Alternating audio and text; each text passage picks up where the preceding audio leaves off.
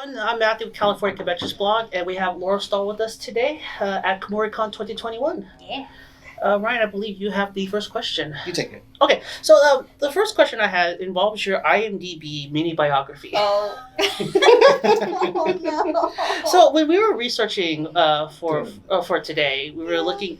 We saw this and we're like, what does this read? What am I looking at? So how did you find out that you could even write your own IMDB biography? And how did you come up with that gem? Oh man, well, see, it all kind of started before I got into voiceover. I would do like regional theater plays and things like that, and I mean, I don't know if any of you have ever done any sort of theater, but they'll always ask, we need a bio from you, and it's always the same thing. Such and such is so excited to be playing such and so in this thing, and you might know them from this thing, or that thing over there. They went to school for, they did this, and it all feels very formulaic for me, and it kind of made me want to rip my face off. So, so for one of the plays that I was in, when they asked for a bio, and I was like, oh gosh, I was chatting with the director. They're like, you can just write whatever you want. And I was like, you have made a grave error, my friend. And so I came up with that, and then I, as an aspiring actor, you get like IMDb Pro or whatever, Mm-hmm. or my first IMDb credit I received, and I saw it, and you can go in and edit and like, because you should add your own photos and things, especially Mm-hmm. when you're first starting, if you don't have people already doing it for you. And so I thought, I can edit my bio. So I did. And somehow I still get to work. I don't tell my agent that's my bio. I don't know. Your secret safe. I don't know if they're aware. But yeah, it's if anybody who's watching, go ahead and just look at my IMDb and check out my bio. It's all true. I hope so. Yeah. If it's on the internet, it must be real, right? Oh, totally. Totally. True facts. Yes. So I'm guessing a read off on your biography is a no-go. I mean, if you want, do you want me to read it or do you want to read it? It's your interview, man. Oh. Do we have time? I think we do. I mean, you can edit this, right?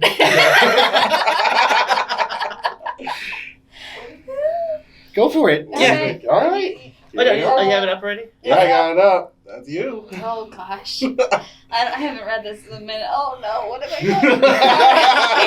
doing? Okay, so my IMDb bio reads as such.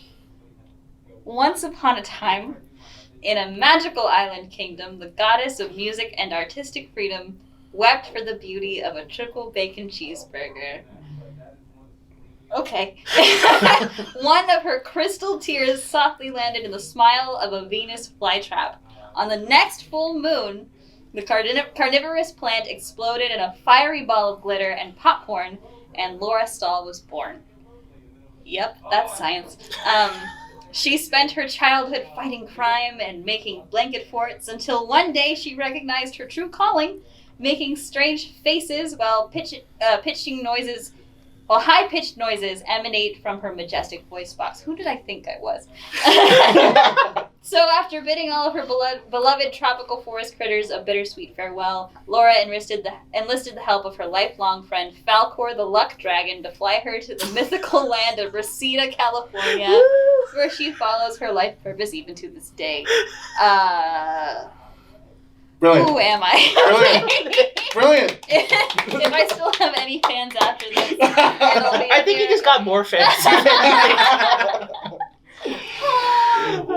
Oh man. Alright. I did that. That's my fault. Yep, I went to school. Alright. So tell me there's another question, please. Oh god. Okay, Yes.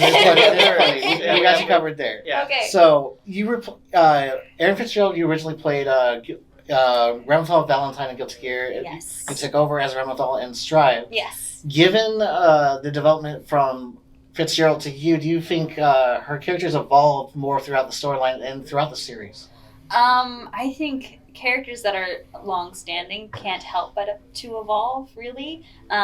No matter how many incarnations they go through, no matter how many actors they might have portraying them, there is an evolution to a character simply just because of the world around it. I think a character is far more defined by the way that it is perceived by the masses more than the character just existing by itself, because a character just being in a book that's never been read is nothing, right? But if you consume the media, either the movie or the book or the manga or the anime or the video game, whatever it is, however that character impacts you defines that character far more to me. So the way that Ramlethal began and the way that the impact that she had at that point and the way that she's evolved up to now, because I know that she started out as kind of like a big bad sort of deal. Now she's sort of getting a little bit more into the humanity of existence and having relationships and what that all means and the crush and friends and all that.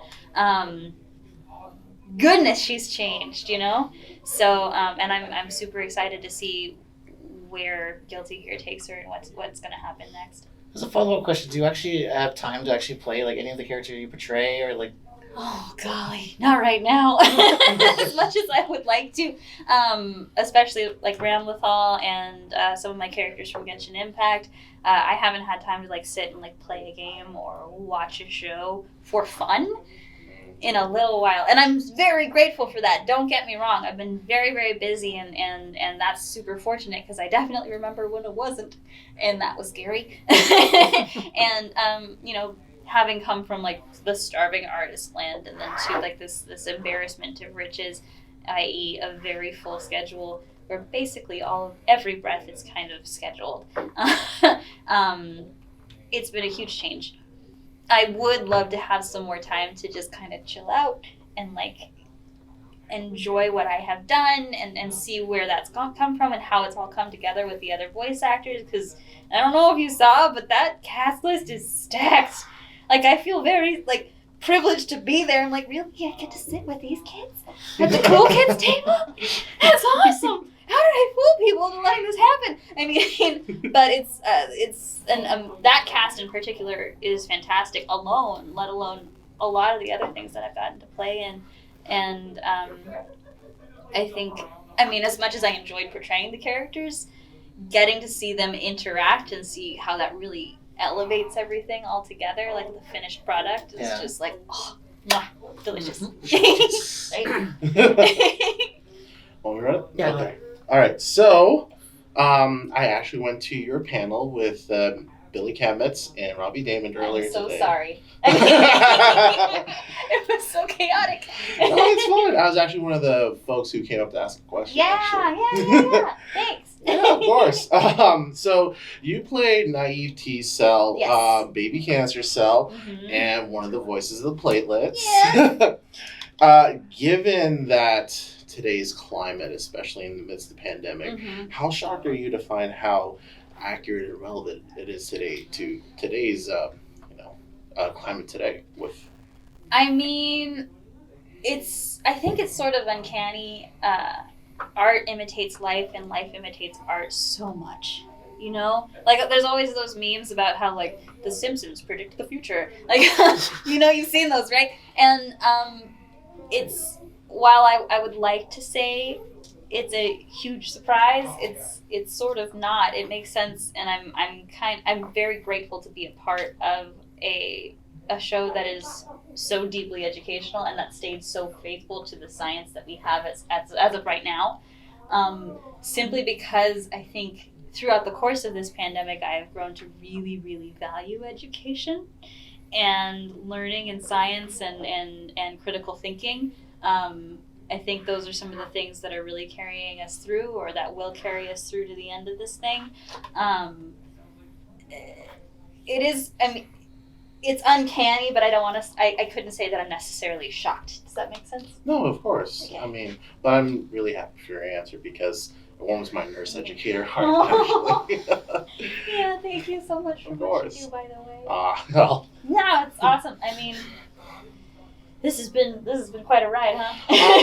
It has. It was actually my first year working as a registered nurse since the beginning of the pandemic. So what an opening, right? Bit of a wild ride. Yeah.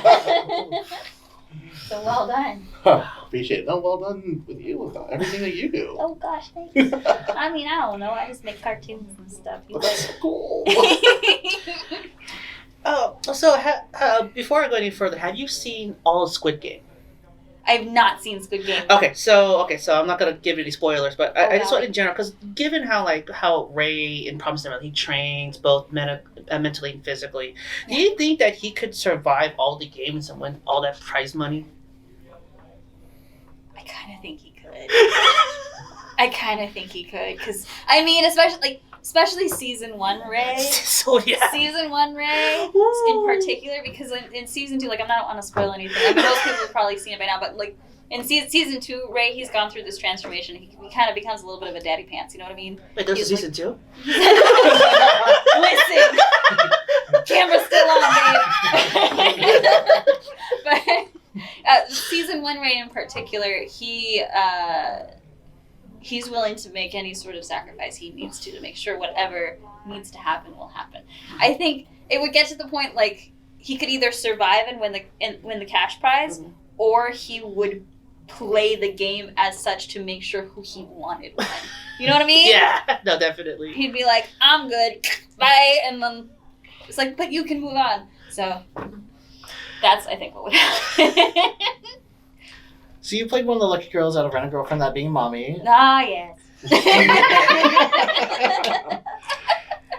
Do you think, like, out of all the girls that Mami was actually the better fit for Kazuya? Oh, man. That camera's rolling. How truthful should I be? No, I was kidding. Be as true. Go for it. We are unfiltered here. Honestly, Kazuya, I think, needs some alone time. Do you understand? Okay, listen.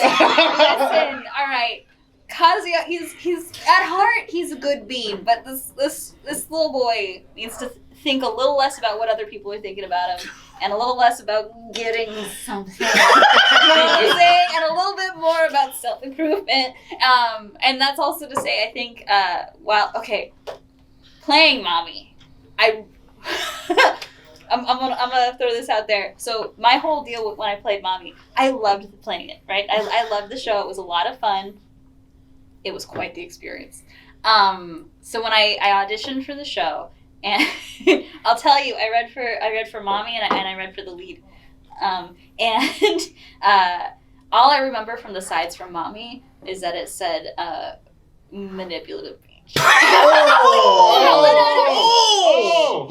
know, that's what it said. It had other things too, but like that's what it said, and I was like, oh, okay, so I understand what that kind of is supposed to be. And I read for the role. I got cast as the role, and then they told me quite immediately that, like, oh, by the way, can we have a headshot we're going to announce? And I was like, oh, okay. So I just sent them a headshot thinking it would be in a few weeks or whatever. Almost immediately they announced. I had not done a single session yet. I hadn't even begun production, but they announced the cast list. I was like, oh, wow, that was fast, but okay, here we go. I got some very interesting fan mail, we'll call it. Oh, no. Listen, people get very, very passionate about their characters, right? And they also get very, very passionate about hating certain characters. Okay, guys, chill. It's a cartoon. It's a cartoon. I know.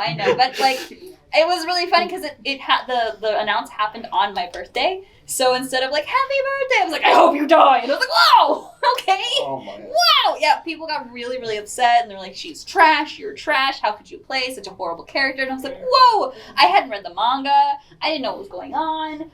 I had no idea what I was in for yet.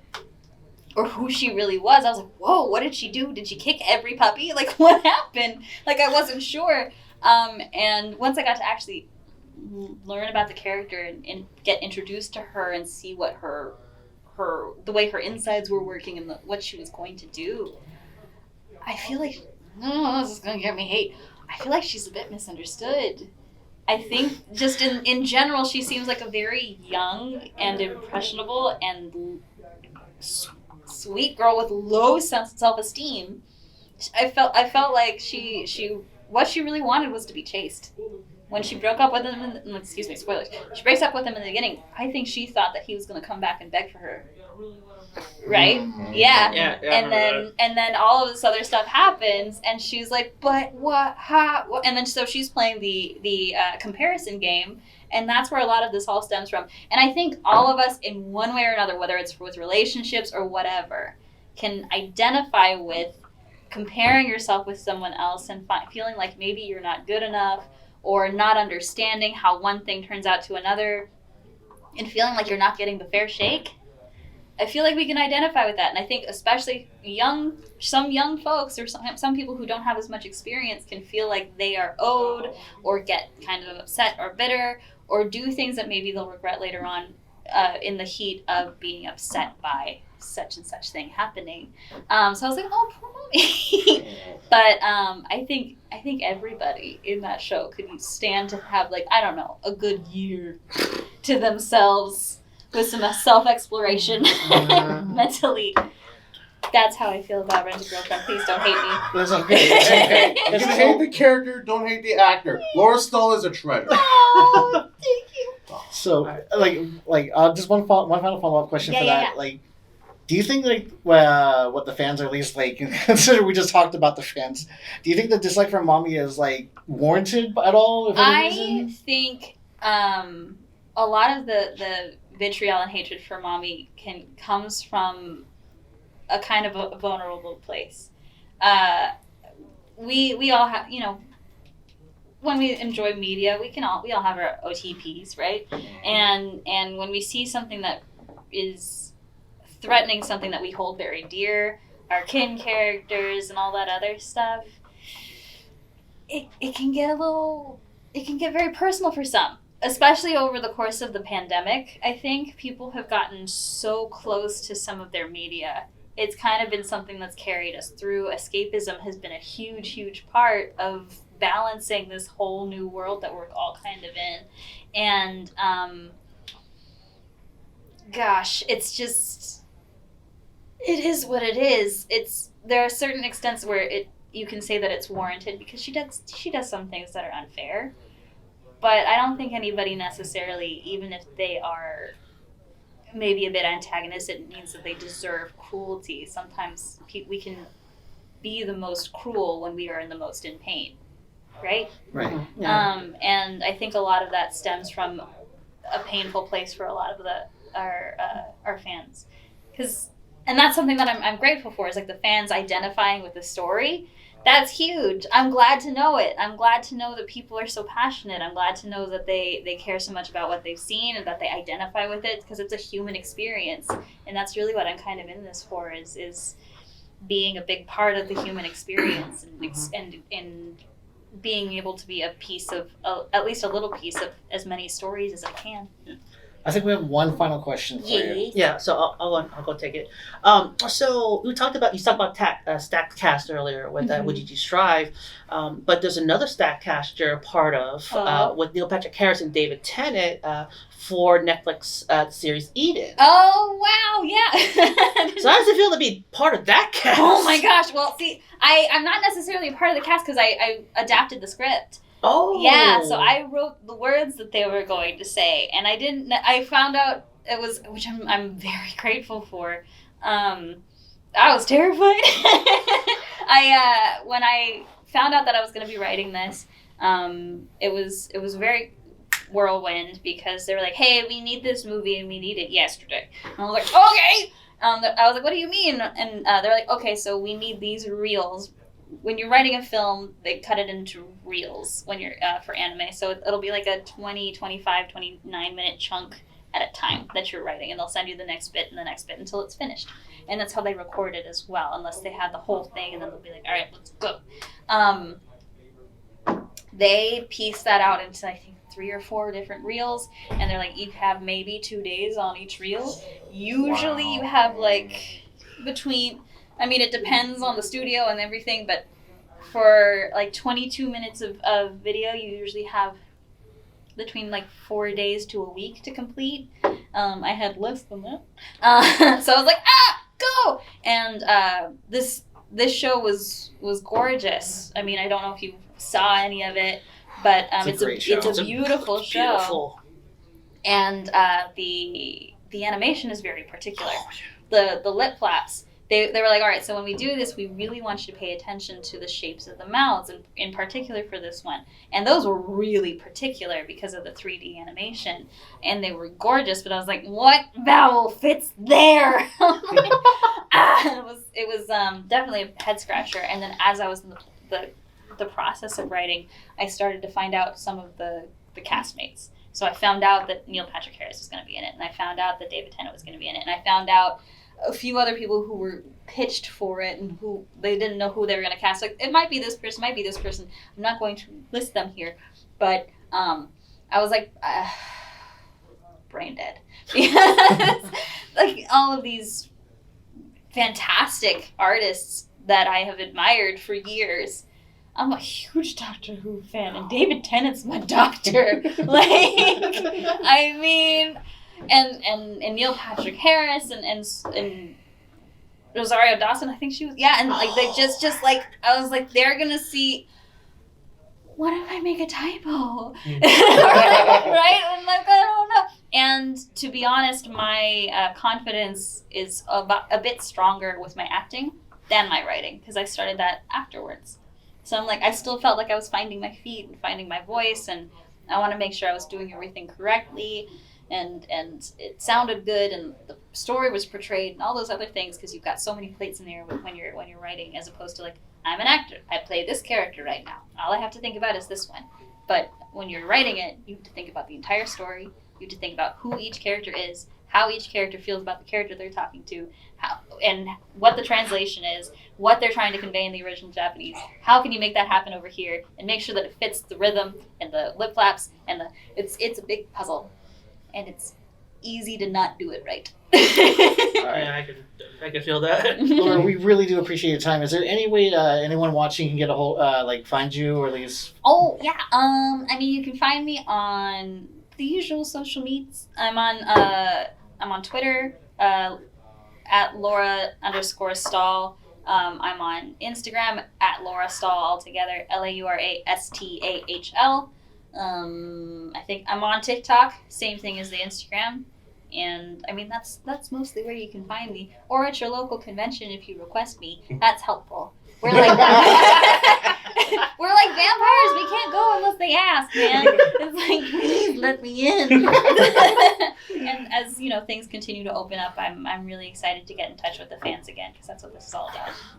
Yes. Laura Stahl, thank you so much. Thank you for so your much, time. Laura Stahl. Thank you very much. I hope that went okay. What better than It was a expected, lovely actually. time.